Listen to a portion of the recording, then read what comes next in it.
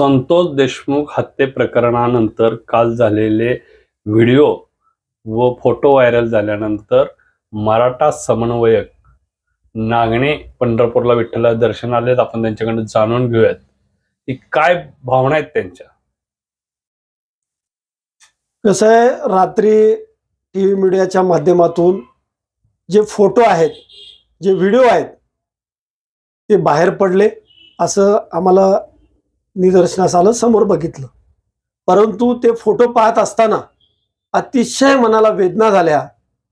ज्या हालहाल करून क्रूरतेनं जे मारलं गेलं ते कुणालाही, या महाराष्ट्राच्या मातीतल्या प्रत्येक माणसाला कुणालाही पटलेलं नाही। परंतु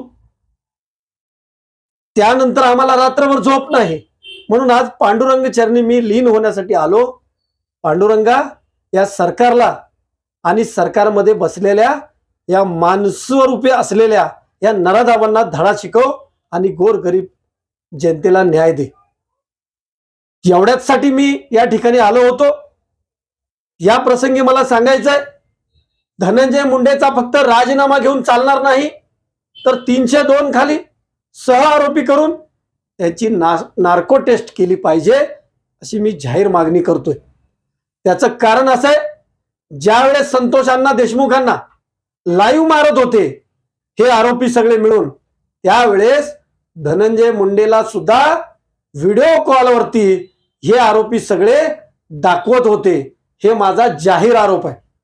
म्हणून धनंजय मुंडेला या 302 खाली घेतलं पाहिजे आणि चौकशी झाली पाहिजे। जर चौकशी तुम्ही करणार नसाल तर येत्या 6 ते 7 तारखेपासून महाराष्ट्रभर मराठा संघटना असतील, मराठा समन्वयक असतील, इतर जाती बांधवांच्या संघटना असतील, सामाजिक कार्यकर्ते असतील, त्यांच्याशी आम्ही चर्चा करून विधानसभा अधिवेशनाच्या शेवटच्या आठवड्यामध्ये आम्ही विधान भवनावर मोर्चा काढणार। मोर्चा एवढ्यासाठी काढणार, जर हे सरकार म्हणजेच देवेंद्र फडणवीस असेल किंवा अजित पवार असतील, यांचा सुद्धा मुख्यमंत्री आणि उपमुख्यमंत्री पदावरून पाय उतार होण्यासाठी आम्ही राजीनामा मागू। अन्यथा तुम्हाला धनंजय मुंडेची पारदर्शकपणे चौकशी केली पाहिजे, एवढं या ठिकाणी मी सांगेन। बघितलं आपण की ह्याच्या पाठीमाग मुख्यमंत्री उपमुख्यमंत्री यांचाही राजीनामा मराठा समन्वयक व मराठा क्रांती मोर्चा आक्रमक होऊन मागणार आहेत। पंढरपूरतून न्यूज 9 मराठी।